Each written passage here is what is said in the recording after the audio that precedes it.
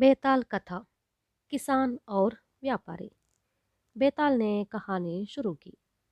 गोपवर में हंसपाद नाम का एक किसान रहता था। उसका पुत्र रत्नपाद बड़ा बुद्धिमान था। उसने गांव की पाठशाला में अपनी शिक्षा समाप्त की, पर इससे वह संतुष्ट नहीं हुआ। उसने दूर के गुरुकुलों में जाकर अनेक आचार्यों के आश्रय में रहकर ऊंची शिक्षा प्राप्त की और बड़ा विद्वान बनकर अपने गांव को लौट आया। कुछ दिनों में ही राजा को उसके पांडित्य का समाचार मिला। राजा ने उसको 1,000 रजत मुद्राएं मासिक वेतन देकर अपने दरबार में नौकरी देने का निश्चय किया और यह समाचार उसके घर भेज दिया। हंसपाद यह समाचार पाकर बहुत प्रसन्न हुआ कि उसके पुत्र को राजदरबार में बड़ी अच्छी नौकरी मिल गई है। उसने अपने पुत्र रत्नपाद से कहा, बेटा, तुम परिश्रम करके पढ़ लिख कर बड़े विद्वान बन गए हो। राजा ने तुम्हें नौकरी देने का निश्चय कर लिया है। अब तुम विवाह करके गृहस्थी की जिम्मेदारी भी अपने ऊपर ले लो तो मैं निश्चित हो जाऊं। तुम अपनी स्वीकृति दो तो मैं तुम्हारे लिए एक योग्य कन्या का चुनाव करूं। तुम विवाह करके राजधानी में जाओ और अपनी गृहस्थी बसा लो। रत्नपाद इतनी जल्दी विवाह करना नहीं चाहता था, फिर भी वह अपने पिता की इच्छा का विरोध नहीं कर पाया। हंसपाद के मकान से सटकर गोपीनाथ नामक एक धनवान का महल था। उसने व्यापार करके लाखों की संपत्ति कमाई थी। वह हंसपाद का दूर का रिश्तेदार था और बचपन से उन दोनों के बीच अच्छी मैत्री भी थी। गोपीनाथ की पुत्री विवाह योग्य हो गई थी। वह न केवल सुंदर थी, बल्कि चुस्त और विनयशील भी थी। बहुत दिनों से वह उस कन्या को अपनी बहू बनाने की इच्छा रखता था। अब उसने सोचा कि गोपीनाथ से इस विषय में बातचीत करनी चाहिए। पहले उसने रत्नपाद को विवाह के लिए मनाया। अपने पुत्र की स्वीकृति पाकर हंसपाद गोपीनाथ के घर पहुंचा और बातचीत करते हुए विवाह का प्रस्ताव रखा। यह प्रस्ताव सुनते ही गोपीनाथ विस्मय में आकर बोला, मित्र, हमारे बीच दूर की रिश्तेदारी के साथ मित्रता भी है, पर हम लोगों को समधी बनने में ये दोनों गुण पर्याप्त नहीं है। मैं एक सुसंपन्न परिवार के युवक के साथ अपनी कन्या का विवाह करना चाहता हूँ। ऐसा न करने पर सब लोग मुझे मूर्ख समझेंगे और मेरी निंदा करेंगे। इस कारण से यह संभव न होगा कि अपनी कन्या का विवाह मैं तुम्हारे पुत्र के साथ करूं। मित्र, अच्छा यही होगा कि तुम अपनी मर्यादा में ही रहो और मेरी कन्या का विचार अपने मन से निकाल दो। यह उत्तर सुनकर हंसपाद लज्जित होकर बोला, मित्र, यह बताओ कि मेरे पुत्र के अंदर किस बात की कमी है। उसको राजाश्रय भी प्राप्त है, 1,000 रजत मुद्राएं मासिक वेतन पाता है। तिस पर वह अपने पांडित्य के बल पर कभी भी उच्च स्थिति पर पहुंच सकता है। क्या यह आवश्यक है कि लड़के के पिता के पास अपार धन हो? लड़की का विवाह लड़के के साथ करना है या उसके पैसों के साथ? मित्र, मुझे समझ नहीं आता कि तुम्हारे विचार इतने स्वार्थी किस प्रकार हो गए हैं। मेरा परामर्श तो यह है कि अपनी कन्या के लिए तुम उचित वर का चुनाव करो और अन्य किसी बात का ध्यान मत करो। तुम बुरा मत मानो, राजधानी में 1,000 रजत मुद्राएं जिंदगी बसर करने के लिए पर्याप्त हो सकती है, पर सुखपूर्वक जीने के लिए नहीं, गोपीनाथ ने कहा। हंसपाद घर लौट आया। अपने पिता को चिंतित देख रुद्रपाद ने इसका कारण पूछा। उसने सारी बात बताई। पिता का चिंता का कारण जानकर उसे बहुत बुरा लगा, परंतु उसने स्वयं पर नियंत्रण रखा। रत्नपाद तब तक नहीं जानता था कि उसका पिता गोपीनाथ की पुत्री को अपनी बहू बनाना चाहता है।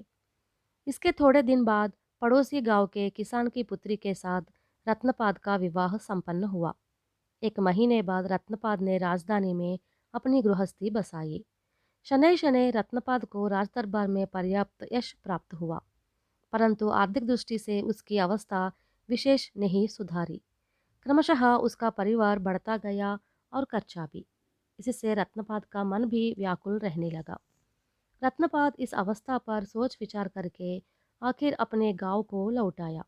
इस बीच रत्नपाद का पिता हंसपाद बूढ़ा हो चला था और वह खेती बाड़ी करने की स्थिति में न था।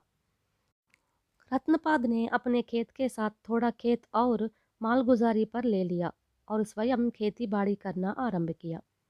राज दरबार में रेशमी गद्दों पर बैठ साहित्य चर्चाएं करने वाले रत्नपाद को धूप बरसात आदि में खड़ी मेहनत करना कष्टदायक प्रतीत हुआ। फिर भी वह लगन के साथ परिश्रम करते हुए इस नए जीवन से अपने आप को अभ्यस्त करने लगा। गांव में रत्नपाद का खर्चा भी कम था। इस कारण से वह अपने आय में से थोड़ा बहुत बचा पाता था। इस प्रकार 4 साल गुजर गए। इस बीच उसके पास थोड़ी पूंजी जमा हो गई। उस पूंजी को लगाकर रत्नपाद ने खेती बाड़ी के साथ व्यापार आरंभ किया। वह अपने गांव के किसानों से अनाज खरीद लेता और शहर के व्यापारियों के साथ लाभ के साथ बेच देता था। इस प्रकार 10 वर्ष व्यतीत हो गए। रत्नपाद ने कुछ और नए व्यापार आरंभ किए और लाखों की संपत्ति कमाई। उसने एक बहुत बड़ा महल भी बनवाया। इस समय वह दूसरों की दृष्टि में समर्थ और बहुत बड़ा व्यापारी था। उसका ज्येष्ठ पुत्र जवान हो चुका था। उसने व्यापार की जिम्मेदारी अपने हाथ में ले ली और व्यापार की खूबियों से परिचित होकर एक कुशल व्यापारी कहलाया। एक ज़माने में जिस गोपीनाथ ने रत्नपाद के साथ अपनी कन्या का विवाह करने से मना किया था, उसने अपनी पुत्री का विवाह पड़ोसी गांव के एक संपन्न परिवार के युवक के साथ कर दिया। उसकी कन्या अब विवाह के योग्य हो चली थी। गोपीनाथ अब अपनी नातिन का विवाह रत्नपाद के पुत्र के साथ करने का इच्छुक था, क्योंकि रत्नपाद इस समय लखपति था और उसका पुत्र व्यापार में कुशल था। इन्हीं गुणों ने गोपीनाथ को आकृष्ट किया और उसने सोचा कि यह संबंध उचित एवं लाभदायक होगा। एक दिन गोपीनाथ ने हंसपाद से मिलकर कहा, मित्र, इसके पूर्व जो कुछ हुआ है उसको याद करके दुखी होना उचित नहीं है। दुर्भाग्यवश उस समय हम समधी नहीं बन सके, पर अब मैं अपनी नातिन का विवाह तुम्हारे पोते के साथ करना चाहता हूँ। हंसपाद यह सुनकर सोच में पड़ गया। उसे उस दिन की याद आ गई जब इसी गोपीनाथ ने अपनी पुत्री का विवाह रत्नपाद के साथ करने से इसलिए मना कर दिया था क्योंकि रत्नपाद का पिता धनवान न था। आज जब रत्नपाद के पास अपार संपदा है तो यही गोपीनाथ अब संबंध जोड़ना चाहता है। उसे यह प्रतिकार लेने का अवसर जान पड़ा। वह पल भर चुप रहा, फिर नाराज होकर बोला, यह कदापि संभव नहीं है, क्योंकि बड़े बड़े करोड़पति मेरे पोते के साथ अपनी कन्याओं को ब्याहने के लिए तैयार है। इस प्रकार हंसपाद को अपने अपमान का प्रतिकार लेने का अच्छा अवसर मिला। यह बहुत दिनों से ऐसे अवसर की प्रतीक्षा में था। पर रत्नपाद ने बीच में हस्तक्षेप करते कहा, पिताजी, हमें पिछली बातों को भूल जाना चाहिए। हमें धन की कोई कमी नहीं है। यह कहकर रत्नपाद ने अपने पिता को समझाया और गोपीनाथ के साथ रिश्ता जोड़ने के लिए सहमत किया। इसके बाद गोपीनाथ की नातिन और हंसपाद के पोते का विवाह वैभवपूर्ण संपन्न हुआ। बेताल ने यह कहानी सुनाकर कहा, राजन, एक समय गोपीनाथ ने रत्नपाद और उसके पिता का अपमान किया था। ऐसी अवस्था में रत्नपाद ने गोपीनाथ की नातिन का विवाह अपने पुत्र के साथ क्यों संपन्न किया? साथ ही अपने अपमान के प्रतिकार लेने का अवसर पाकर भी उसने उसे अपने हाथ से क्यों जाने दिया? क्या इसके पीछे उसका उद्देश्य क्या बहुत बड़ा उदारशील कहलाने का था, या विचार था कि गोपीनाथ जैसा धनकुबेर स्वयं उसके साथ रिश्ता जोड़ने के लिए उसके द्वार पर आया है? इस संदेह का समाधान जानबूझकर भी न दोगे तो आपका सर फटकर टुकड़े टुकड़े हो जाएगा।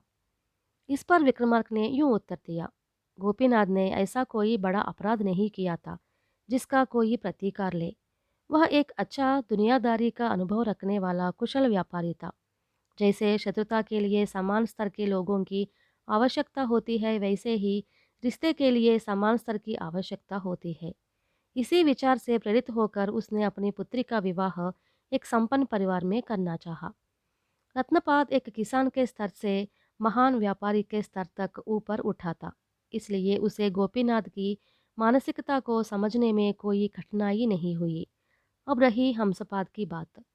वह एक छोटा सा किसान था। उसे यह नहीं मालूम था कि धन लोगों के बीच अंतर उत्पन्न करता है। इसीलिए उसने गोपीनाथ की अस्वीकृति को अपना अपमान माना और किसी प्रकार अवसर पाकर उसका अपमान करना चाहा। दूसरी ओर रत्नपाद बहुत बड़ा व्यापारी था, इसलिए उसके मन में प्रतिकार लेने की भावना न थी। राजा के इस प्रकार मौन भंग होते ही बेताल शव के साथ अदृश्य होकर पुनः पेड़ पर जा बैठा।